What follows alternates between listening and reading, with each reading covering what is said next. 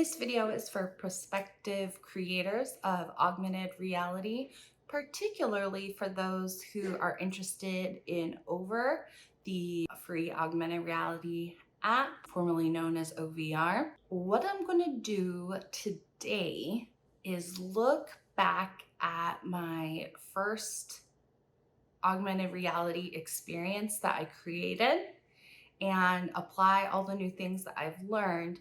If you want to learn more about using the Over SDK, if you want to learn more about what's up in terms of extremely accessible augmented reality, then you're definitely in the right place. Hi, I'm Alexis Mercedes. I'm the project manager for Fractal Labs. We are a software development team who is currently deep diving into the world of extended reality. This channel is so far dedicated specifically to Over and knowledge bases that relate to Over. But we're not married to Over, we're just dating. This video is gonna take us to my first augmented reality experience, which was called Voyage to the Moon, and it's actually based on the first ever science fiction movie. I'll insert a little clip here. And there's even a link to the YouTube video of the bassist film inside of the AR experience. Since I originally created the AR version of Voyage to the Moon, I've learned a lot about using the OVR Builder SDK, as well as what makes great augmented reality in general. And I'll walk you through what I've done to improve augmented reality. The first thing I wanted to address was the scale. And luckily, Over includes this mannequin. So by placing that asset right in the middle, it gives me a reference for scale, which I didn't know that I had access to when I first built this. So as you can see, most of the ground is even taller than she is. So this character being supposedly a typical human size gives me the tools I need to figure out how I can make this landscape work. One option would definitely be to delete the floor altogether. Floors are tricky. I mention that a lot. But I do think that it sets the place. The original film creator was able to transport the characters to another world, and I'm not convinced I'd be able to do that without changing the floor. As you can see in the right-hand column, we can adjust the scale of the moonscape. Next, I had to do something about these walls. Obviously, we just shrunk the entire experience, so we'll need to update them to match the scale of the rest of the piece. The walls are actually important to the artistic concept. All of the early films were still created within these bounds of theater, because that was the transition from theater to film.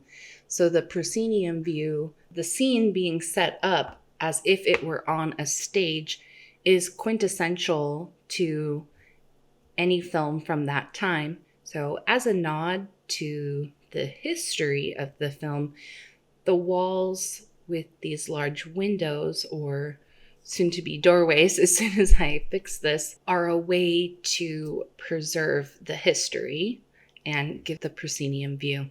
At this stage of the editing, I realized that the walls and doors seem to only have one side. Like from the view of the mannequin, we see a wall, but from the opposite side, there is no wall, which kind of ruins my, process and achieve the artistic goal I'm looking for. I'm sure that has some really cool functionality in other experiences, but that's just not going to work for here. But I tested it out. Last but not least, I needed to change the position of all of the other objects to match our new scale. Luckily, I've had a lot of practice since I first created this, and manipulating the objects around was much simpler than it had been before. One tip that became extremely valuable was changing the number of degrees that the rotation has when you're rotating an object. Mastering this made everything easier. I would also recommend getting comfortable with changing the position in the right-hand editing column rather than dragging. Being able to go back and forth is going to help, because in 3D design, the angle, you can't always get a visual that is representative of what you're trying to do, and changing the numbers of the position help you be more exact on the first try.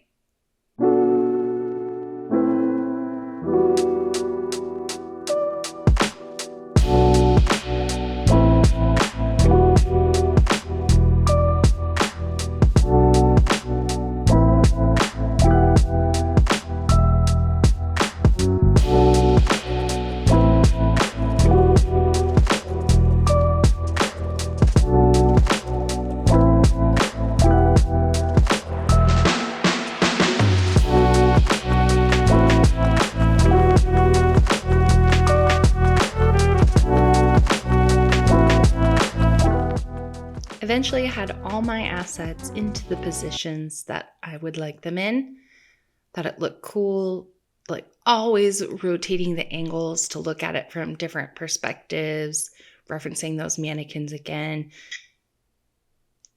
If you want to save the project but not publish it, you can actually do that up in the left-hand corner. But we've reached the end of this test run, so I'm going to save and publish this time. Oh, before publishing it, I did get this error a couple of times, which means I went a little too far with the size of the experience. But then I remembered that I had these extra mannequins in there, so pulling those out did the trick. Let's see how we did. I want to test out this newest version and see how it's working. The first thing I did, though, was write down which lands I published it to. Something I've learned is that you have to keep track of that on your own. Over will give you a lot of information about the hexes you own, but as of now, it's not showing what I've published to each of those lands. I can just tell if there is something published. So I made myself a little spreadsheet about what I got where. Observing this footage made it clear that the elevation of the land still really wasn't going to work. It's just too tall. Too much of it is lifted up off of the ground. And as you walk forward through it, you're finding yourself underneath it. The variations in this asset that I bought are just too extreme for what I'm trying to accomplish. It looks more distracting than transportational. Although it is really cool, and I don't want to lose the coolness of the ground. I also thought the proscenium effect was not working. These walls are more of a distraction or impediment than they are adding to the experience. It's not feeling like a gateway. It just feels kind of crowded and in the way. So I had no choice but to get back into the OVR Builder SDK and see if I couldn't sort this out. The special thing I did to change the landscape to suit our needs better was to uncheck the little chain symbol down here so that I can change the scale of just one of the directions instead of all three. I can manipulate just the height. So I've flattened the entire experience. It freaking worked. Cool.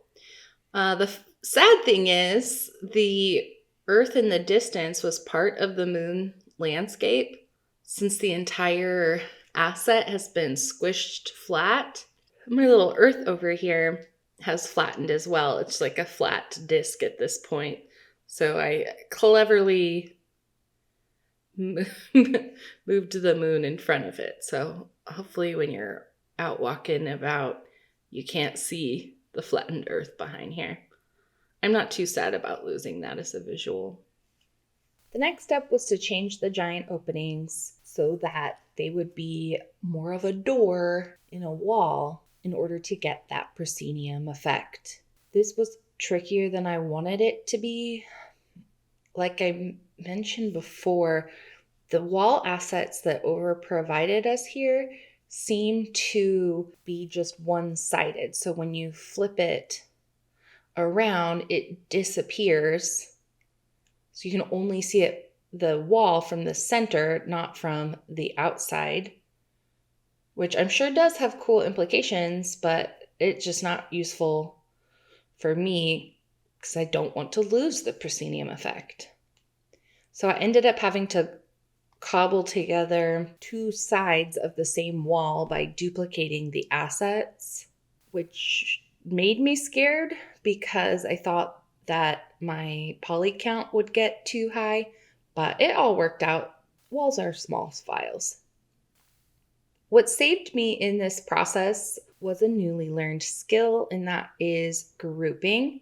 I could highlight an asset in the hierarchy column and then drag it on top of another asset, thus nesting it as a group. That way I could duplicate entire walls, rotate entire walls, and edit them as one. So that looked pretty cool.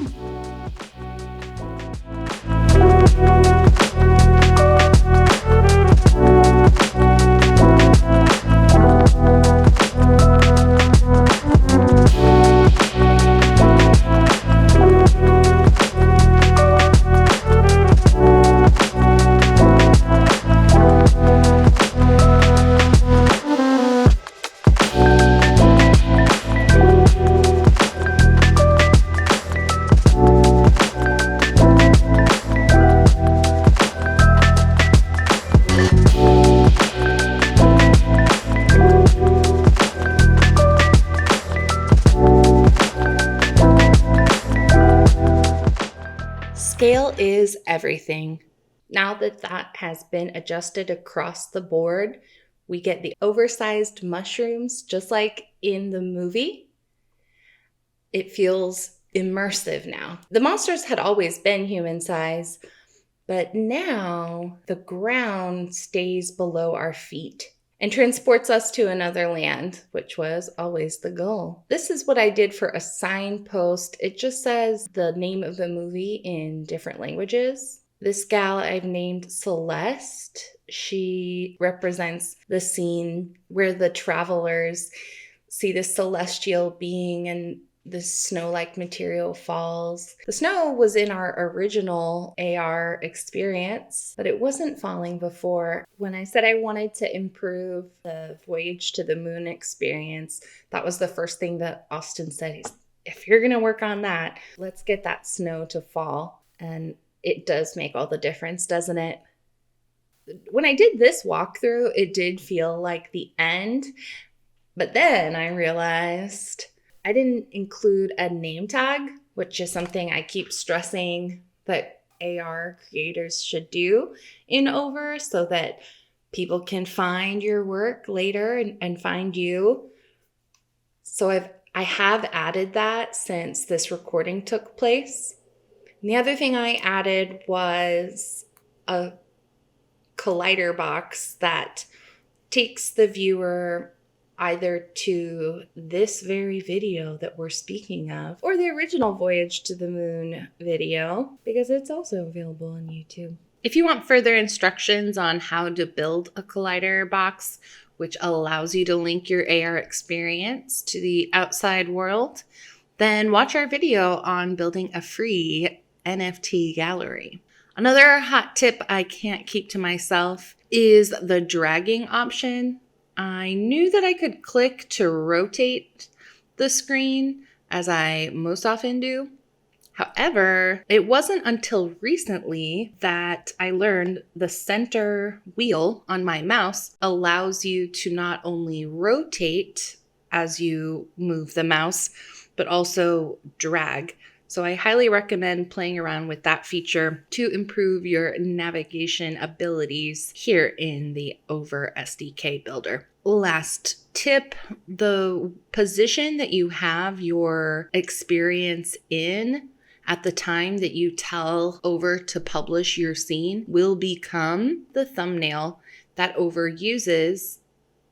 So this screen creates this thumbnail, but this screen creates this thumbnail, which is arguably better. And now it looks nice in the app. Thanks again for watching. I'm so glad to have you here. If you have feedback for me, the comment section is great. You can also hop in our Twitter. All the links and related whatnots are listed below. Please like and subscribe if you want more of this content. That lets me know that you like what we're doing, and I will continue making it. We'll return next Tuesday with episode 4 of 13 experiences in augmented reality. So definitely come back then. I'm still wondering how to assign cardinal directions to an experience before I upload it. You'd think that's something they'd figure out by now. Maybe they did, but I just don't know how to do it yet. Comment below if you know how to do that. Okay.